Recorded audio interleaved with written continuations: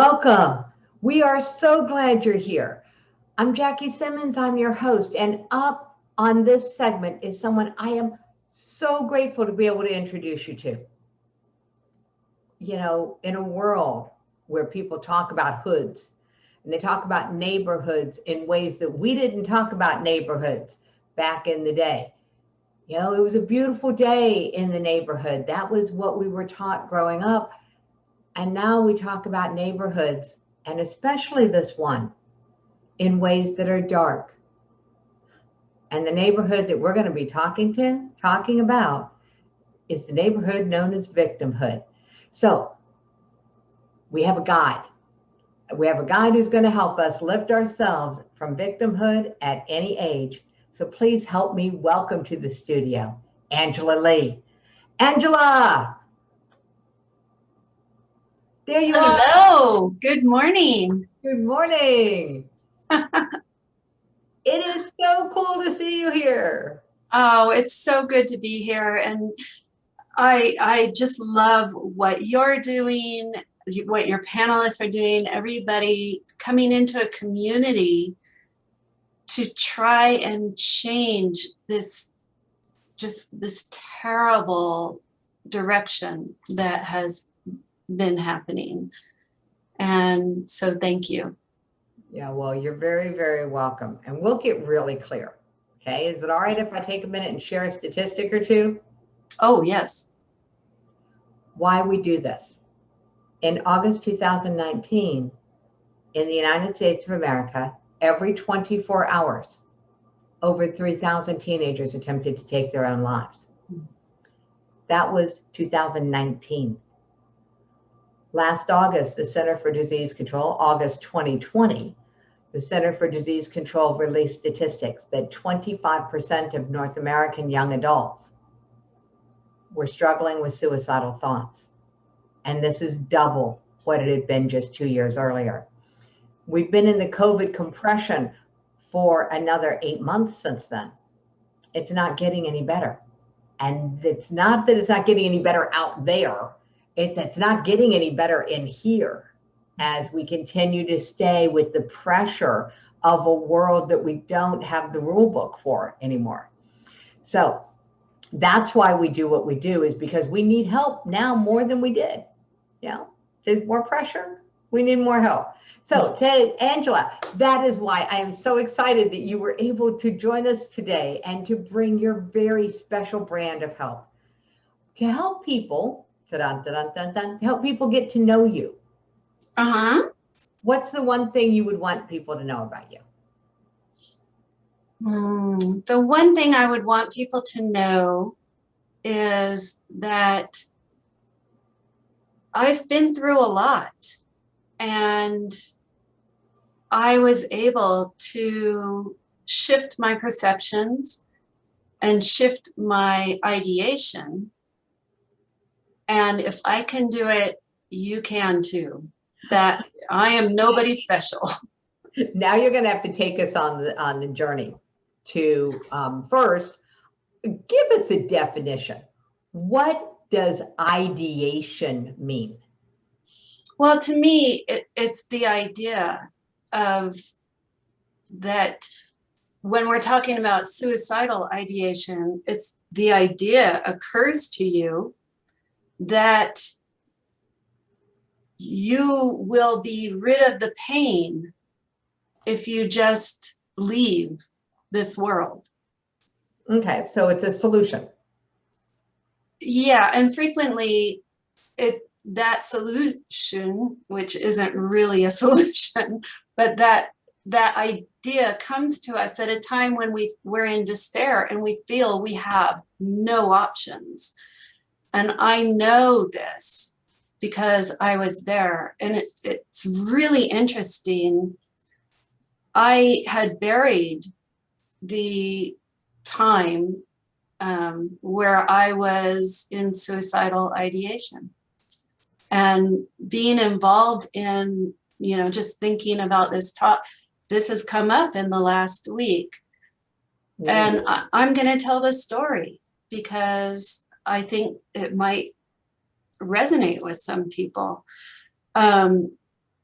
this was maybe 10 or 15 years ago, an adult woman, from the appearances, happy, in a successful job, in a long-term marriage, driving a late model car. But the thing is, I was driving that car sobbing in despair because of what I perceived as emotional abuse from my husband. And I felt like I was in a place with no choices, because to me, divorce was not an option. I could not hurt him that much by leaving him. And what I was doing was putting his needs before mine, which we'll talk about a little bit later. This day I was driving, and I drove over a bridge, and I'm on the right lane, and I look to the side and I see a concrete railing. And that's the moment that the idea came to me. If I just jerk my wheel to the right, I won't feel the pain anymore. And I was in so much despair that ideation seemed like the only option. Well, it certainly sounds like it seemed like a good option at the time. At the time. And fortunately for me, I was a mom, and I was, I had the idea that not only could I not hurt my ex-husband by divorcing him, but I couldn't hurt my children by leaving in that way. And so that was what kept me from taking that impulsive action. And I think that that is the thing. It's an impulsive moment of despair. You know, you've hit on something really key, and this is why we keyed in on teen suicide prevention, because what we realized in our research and from my own experience as the mother of a suicidal teenager is that teens don't have a pause button. So in that moment of despair, when suicide seems like the best idea at the time, they're in action. You know, they don't have that reasons for staying pause button that we have as an adult when we have this developed prefrontal cortex. And it goes a little bit deeper than that. That is all very true. But underneath all of that was the despair, was the feeling of being a victim, was the emotions that I had no knowledge of how to manage. And as you know from our prior conversations, I firmly believe that teaching children at preteen how to feel and manage their emotions will set them up to the point where they won't get into despair when they're in the teen years. And so I know this talk is about victim, and so we're going to get into that very soon. Not that anybody on this line, not that anybody listening to this has ever felt like they were a victim. You know, I'm sure that it's a very rare occurrence, and that I'm being totally facetious here, people. Yeah.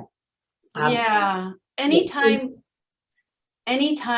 that we look at someone else as doing something to us, so we're in the blame, they're doing it to me, we are being in the victim role. And there's a victim, perpetrator, or persecutor, rescuer triangle, and it's a very powerful energetic triangle. When we take on any of those roles, the persecutor, the victim, or the rescuer, we are adding to the total victim consciousness energy of the planet. And that is a hard thing for people to consider. And they say, well, shouldn't I be helping? Shouldn't I go in and rescue this person who is being victimized by someone else? And the answer is, they are we all have souls. We all have very beautiful, strong, capable souls. And when we are in victim energy, we have forgotten who we are, and we're not aligned and tapped in. I'm gonna invite you to come and bring this down to where it's real, because we've gone a little bit far for me. From on the bridge, driving across the bridge, seeing the concrete wall, knowing that it could all be over, I could be out of pain, and taking that leap and not doing that, to this wonderful concept of there, no matter what we do, we could be perpetuating victim energy, even if we're trying to help someone. Mm-hmm. What was the journey that took you from there to there? Yeah, it's a long journey. you got to give some landmarks. Yeah. That was quite a. I was like, wow, I'm ended up in a totally different world very quickly. So okay. Let's reel it in. Yeah. And yeah, I'll give it. So basically, I was holding myself in that box of that marriage where I was blaming my ex-husband for his behavior, for how he treated me. And I was not able to see that by staying, I was allowing that to happen. Oh. That's a perspective. Yeah, that is the perspective that I came to. And I probably would still be in that marriage and miserable right now today if a wildfire had not destroyed our home. Really? Yes. Yes. I needed my life turned upside down. I needed the rug pulled out from under me in order for me to truly examine. And you know what I say about the wildfire is, when you lose everything that ever took your time, so you don't have to clean the house because there is no house. You don't have to clean the closets because they're gone. You don't have to go grocery shopping because the grocery stores are closed because of wildfire. You can't go to your book club because 10 out of 12 all lost our home. Everything came to a screeching halt. And all I had was the relationship. And it still took me 6 more months to decide to love myself enough to put myself first and choose my needs before his. And that came because someone asked me, if marriage was forever, like eternal, would you marry your husband? And I said, heck no, I can't live this way eternally. And then I thought, well, if I can't live it eternally, why am I living it now? Ooh, well, yeah. Big question. Okay, yeah. Let's capture that, because I think that that's a life-changing question for many, many circumstances, not just about marriage. If this job was eternal, if this, if this meal was eternal, Yeah. If this friendship was eternal, whatever it is that is triggering you. That's a big question. Yeah. So what happened next? So I read a book about narcissism and recognized my life. And something in the... Hold it. I have to think about books. I have to ask, how did this book find you? My massage therapist recommended it. Okay. Which book was it? The Narcissist's Worst Nightmare. Okay. Okay. Yeah. And I recognized every 3 pages, I was like, oh my gosh, that happens to me. Oh my gosh, that happens to me. And I was still in the marriage at that time. And I won't label my ex as a narcissist. I say he used narcissistic tools. Okay, that makes sense. Yeah. I'm a believer that labels belong on pickle jars, not on people. I appreciate the fact. Thank you. But yeah, but you could observe his behavior. Well, yeah, I experienced the behavior, but at some level, I also allowed the behavior by staying. And so I was placing myself in that victim box. And I was blaming him. But after reading that book and realizing that there's no way truly to fix someone who has that set of tools, I had to choose myself. And so I left. And it's as easy as that, and it's as difficult as that.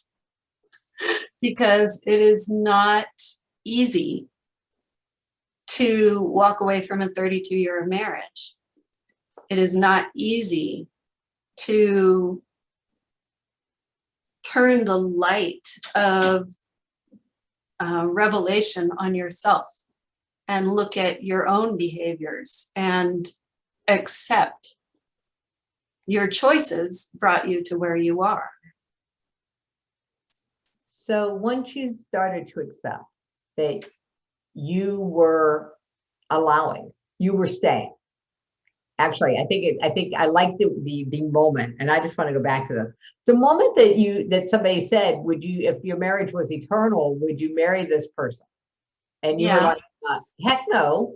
Yeah. It was like a no-brainer answer. There's a gut answer. I mean, I can feel the gut energy of that moment for you. Yeah. And your house burned down. How close together were those two events? I think it was about 5 months after the house burned down that someone asked me that question. Got it. So you had already had a chance to experience this freedom from all the normal busyness of your life. Yeah, there was, that fire brought a lot of examination of what's important, what's real. I remember it was in October, the fire, and winter was coming. And I remember I walked into Macy's because I needed to buy winter boots. And I looked at the hundreds of pairs of boots and I walked back out and I couldn't bring myself to buy a pair of boots. And it took me a while to realize I was looking for the boots I used to have. And they weren't there. So, yeah. That's a big deal. What a realization. So the grieving process took some time. It did. I actually went into a dark night of the soul for about 3 or 4 months. Can't use a euphemism. You cannot use a euphemism on my show. What Okay. was a dark night of the soul for you? What was that like? I was in deep depression. I could not see value in anything I was doing. I would go to work and I would think, why am I here? I should be building my life back up, but I'm stuck in this office doing make work. And I was just so unengaged with it. It didn't seem to have a value. It didn't seem important to me when my life was in turmoil, and I felt like I should be paying attention to that. Got it. Yeah. Yeah. So what I did was tried to find things that were meaningful and work as hard as I could on those to make my time at work more meaningful. So what kinds of things did you find meaning in first?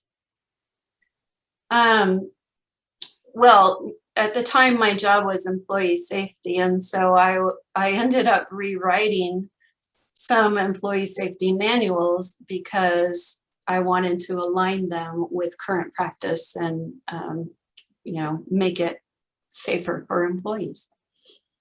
Cool. So you found meaning inside. Yeah. What you're already doing. I think that's a really key piece for a lot of people to hear, Angela, that you didn't have to give up everything that you were doing. You could find meaning inside what you were already doing. It's so true. Yeah, that's a huge awareness. So cool. What happened next? Well, I left the marriage and all right, hold it. Stop the presses. No, wait a minute. Yeah, no. We're talking about a relationship with someone who has narcissistic behavior. And you're going to sum it up into that one, I left the marriage? I worked up all my courage. And one day I left the marriage. Tell me about that day, because was this something that you did without his previous awareness and you just packed up and moved out? Was it something you discussed? Was it something you did mediation? Come on, there are so many different possibilities. I left the marriage. 4 words, and there's like, wait a minute, whoa. Okay, so depending on whose perspective, because his story is that I never said anything and I just up and left. But I had tried to leave 3 weeks earlier, and I dissolved in tears on the floor because 5,000 homes had burned in our community. How was I going to find a rental? And so you witnessed that. I was just like, had he in despair. Oh, yes. And so he knew you were. And he knew. I had my suitcase. I was at the garage door. I was gonna get in the car, but then I realized, where could I go? So I didn't leave. There is no way that my leaving was a surprise to him. Oh, all right, from a camera point of view, that would be true. I know the power of the reticular activating system to screen out what we don't believe is true. Yeah. So I can see where from a highly developed self-absorption state, which is what I think happens for people who have narcissistic tools, I can see where it never registered with him the meaning that you were actually leaving. And that is true. And, you know, he was an injured man. And so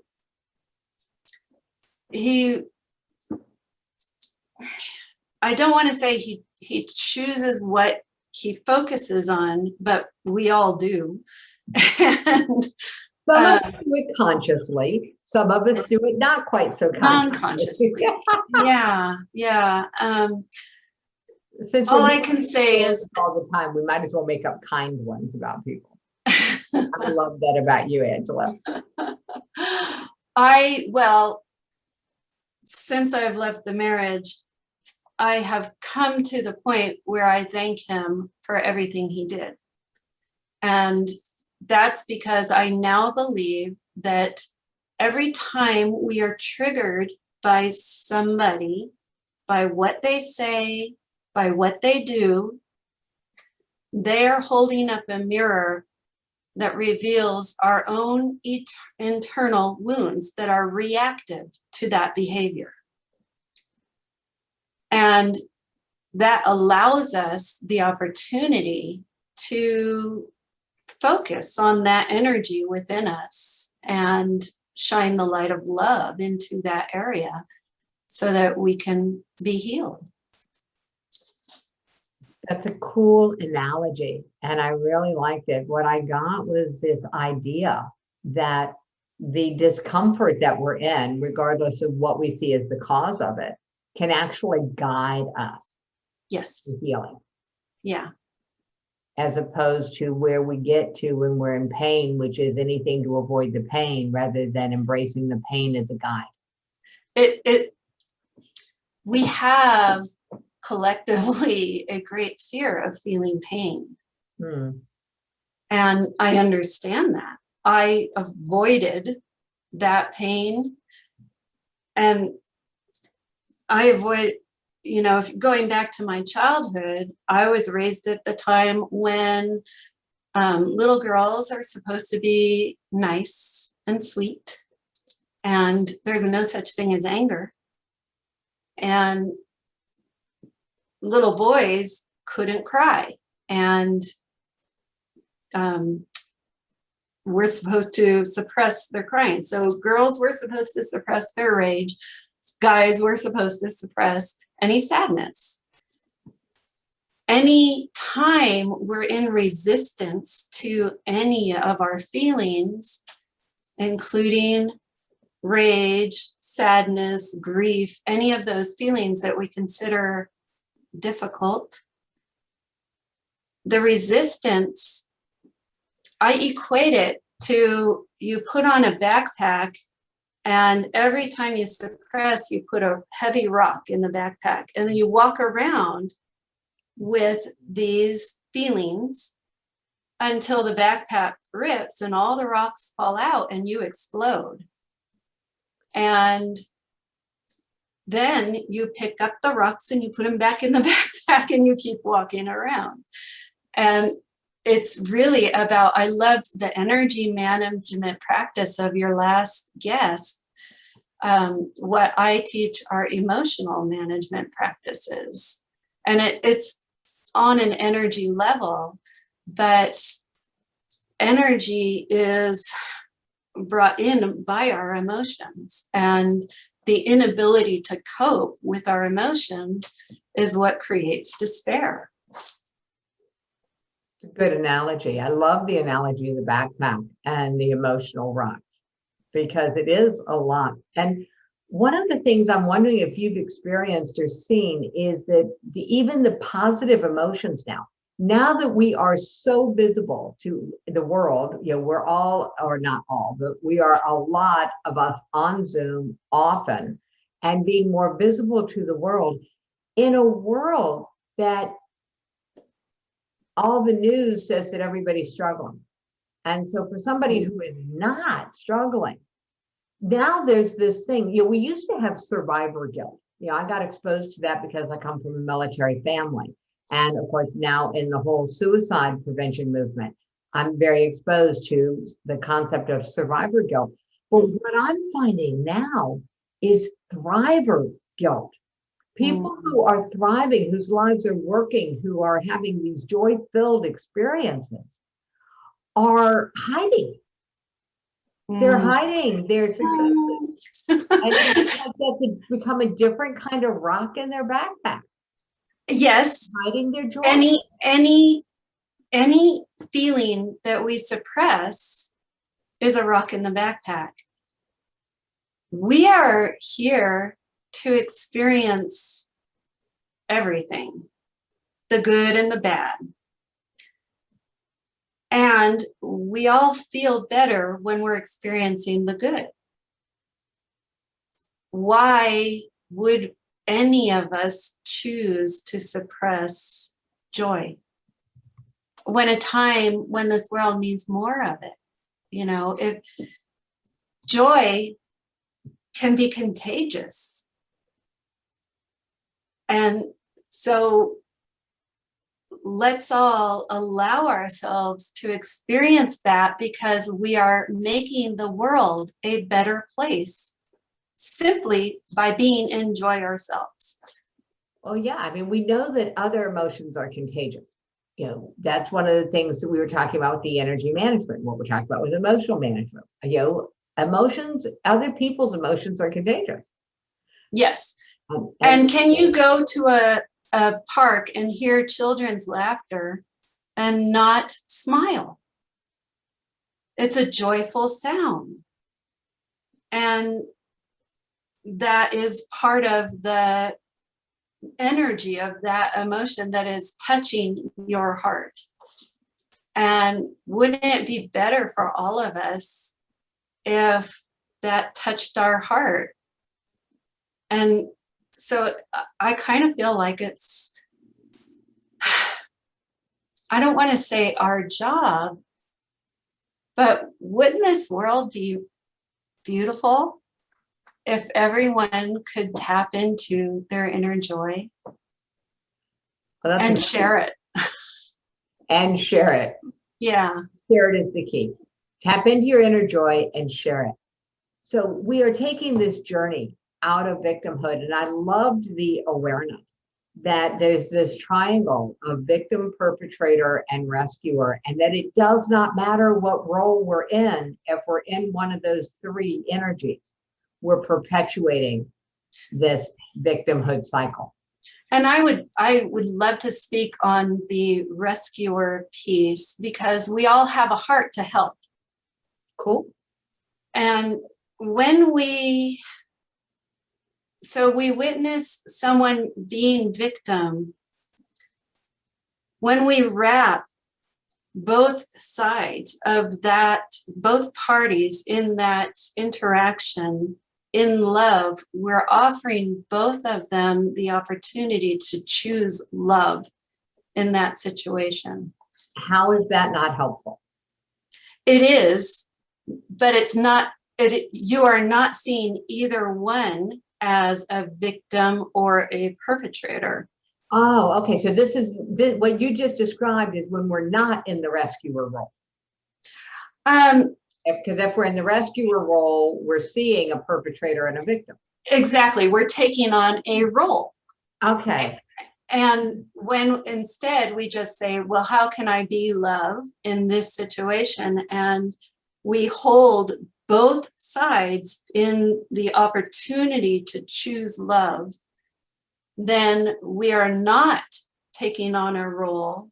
We are simply being aligned with our own soul. Cool. All right. So now that's a whole new concept, being in alignment with our own soul. So I'm going to try to keep it one little piece at a time, because that was another big leap. So I'm going from we're talking about victim and perpetrator and rescuer. And the way out of being part of that dynamic is to stop seeing other people in a role. That's a very good part of it. Absolutely. Including ourselves. And then the easy way to do that is where you were going with the spiritual side. Yeah. Okay. I needed a way stop in the middle. All right. And and when you're the victim, that spiritual side is really hard to tap into. And so the first step for the victim would be to recognize your responsibility in the situation. And people would say, well, how can a child who is being abused have responsibility? It's not the responsibility of the child. The child did not choose that. The soul chose to experience whatever is being experienced. Now we're down into a whole nother rabbit hole about soul contracts. Let's stick with the child for just a minute. Okay. Many of us have had this experience either as ourselves as the child or with children that we know who have been in horrific situations. Mm-hmm. It's very confusing.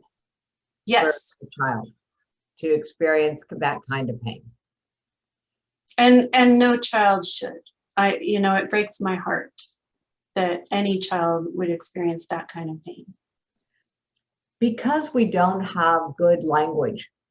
And I mean, definitely it's possible to teach a child about, okay, in this situation, you were the victim, that he was the perpetrator, this was the rescue, and none of these roles are healthy.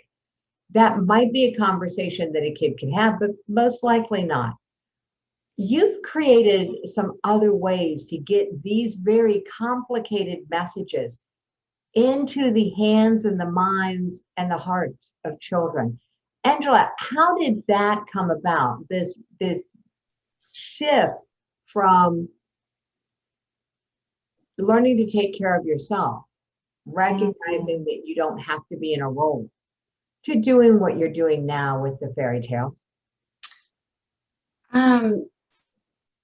I started writing fairy tales while in my marriage. I was writing for my friend's 6-year-old daughter, and it was just a lark. And actually that I had a few chapters that got destroyed in the fire with everything else. But about a year after I left the marriage, I returned to that fairy tale and started writing it again. I did not set out to teach children anything. I set out to entertain them. And I realized that part of the story was reflecting some of the things that I learned in my life. And I realized that there's narcissistic energy vampires in the story. Whoa. Yeah, they're called wraiths. And they called what? Wraith, a wraith, W-R-A-I-T-H, wraith. Oh, thank you. I was like, what? Okay. And I didn't know that's how that word was pronounced, because when I read it in a book, I thought it was pronounced wrath. Like, oh, well, wrath would be a good word for it, for the energy there. Yeah. So talking about a very wispy kind of energetic being. Mm-hmm. And in the story, they have a very strong power, which is to suck the life out of the fairies. Oh. And it is discovered by the fairy leadership that when they send love energy into the wraiths, the mask of the wraith just disappears. And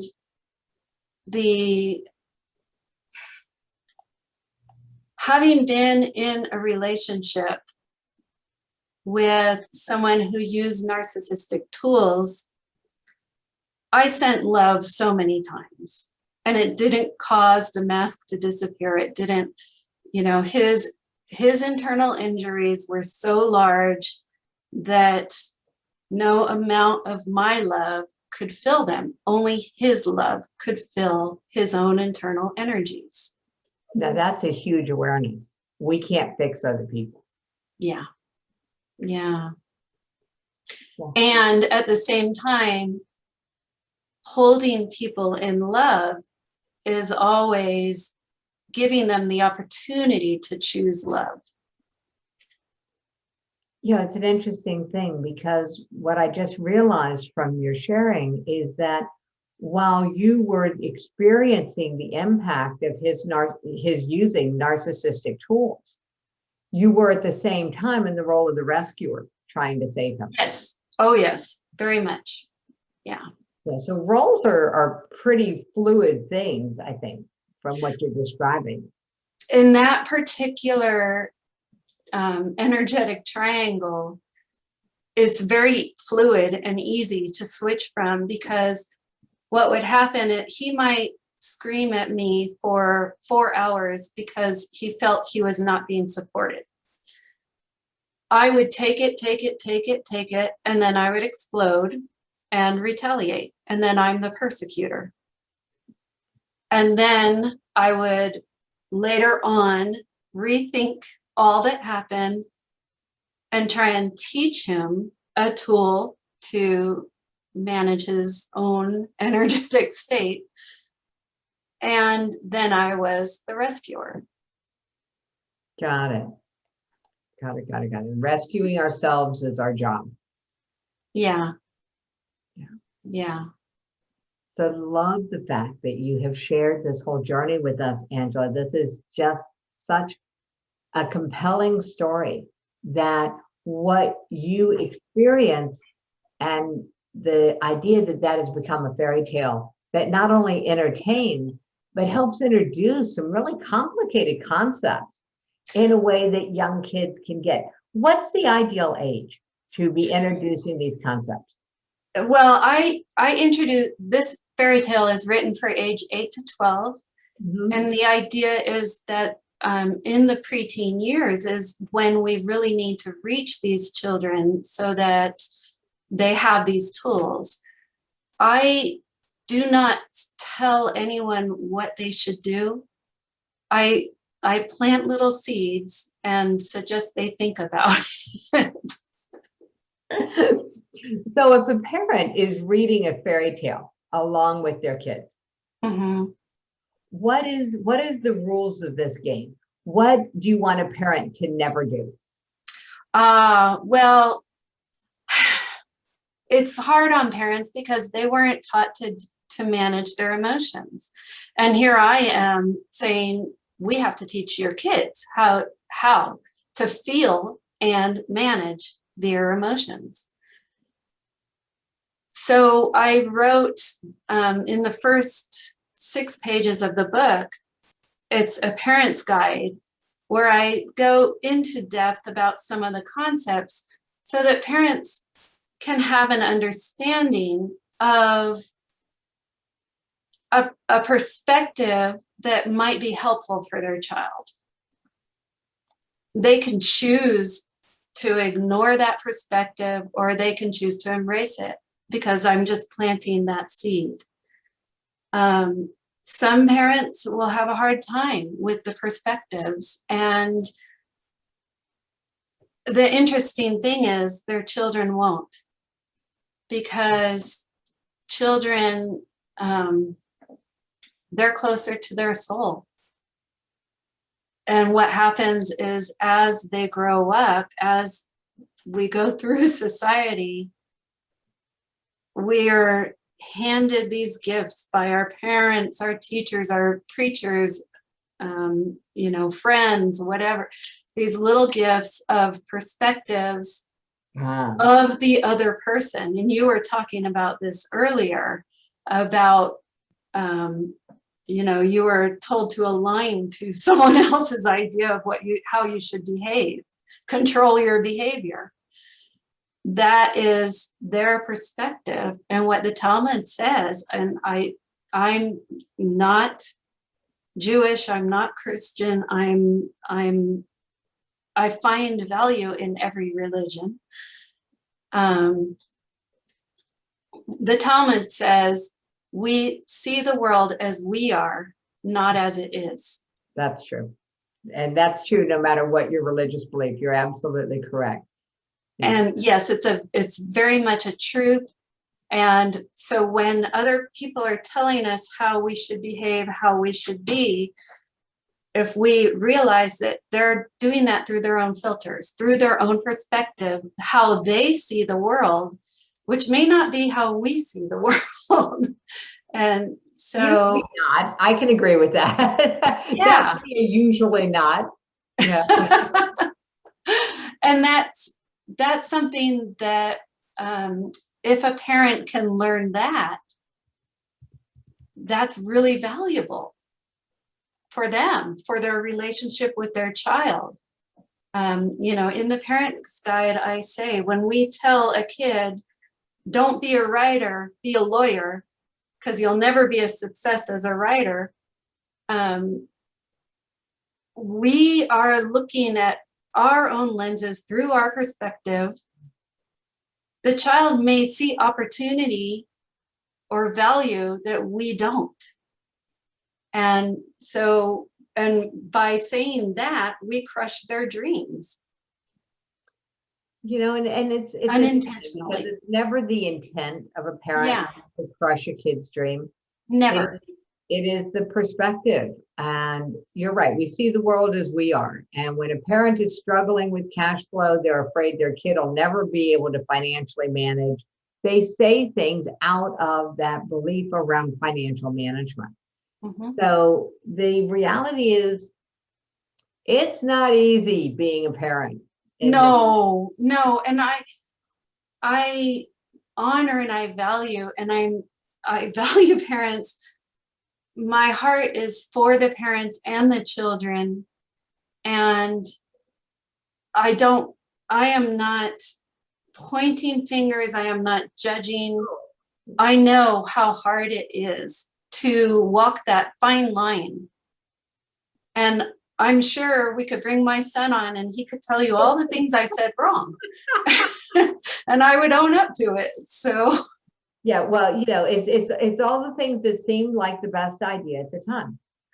And since, for those of you who don't know, on this show, my tech support is my oldest daughter. So she can butt in and share things. And it's like, wait a minute.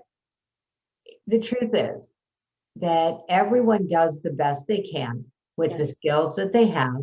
And what you have done is given parents a way to introduce new skills in a very easy way through a fairy tale. So I want to make sure that that link is in the chat box for everyone. And if anyone has a question, drop it into the chat. We're going to be winding up in a few minutes, but we have time for your questions. We always make time for that. And so thank you, Katie, for handling that. And so as people get a chance to visit your website, to look over the fairy tales, I love the fact that they can get it for free. They don't even opt in for it. It's just, here's the book, explore this. Because it's such a necessary skill to be able to, not put rocks in our emotional backpack.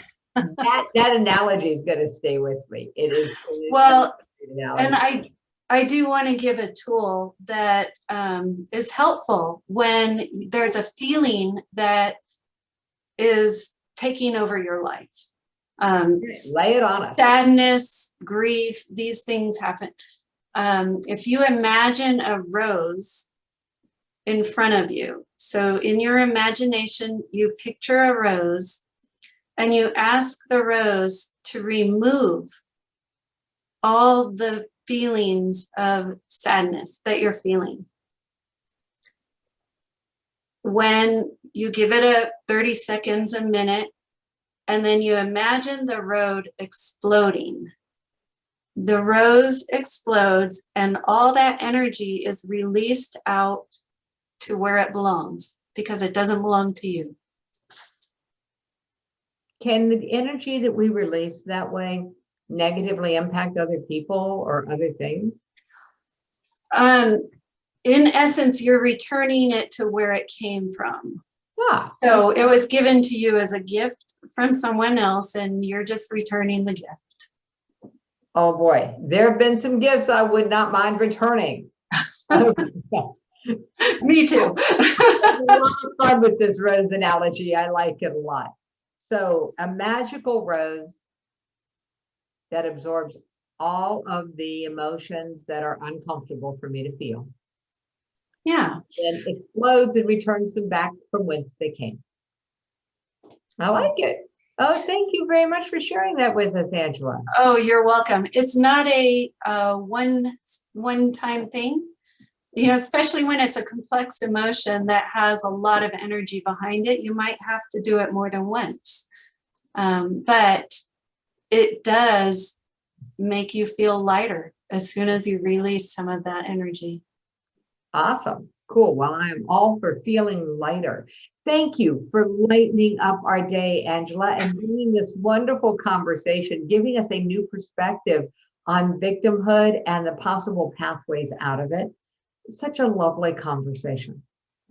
Thank you, Jackie. Thank you for reeling me back in because I can get very spiritual sometimes, and I forget that not everybody has the same understandings that I've gained. And so it's really good that you did that and helped me to speak in a way that other people could really grasp and understand. Thank you. Oh, you're welcome. You're welcome very, very much. Thank you for all that you're doing and for the work that's on your website with the fairy tales and the options that are there for people to connect with you. Because I know you do more than just write fairy tales for kids. So anyone who wants more information can explore it with you on your website, and that's simply your name, angelalegh.com. So thank you, Angela. And I'm not sure what the right thing to say is to wrap this one up, which is unusual for me to be tongue-tied. So we're going to put it to you this way. No matter what role you find yourself in today, send love to everybody and walk away. How's that? I love that. Thank you. Thank you.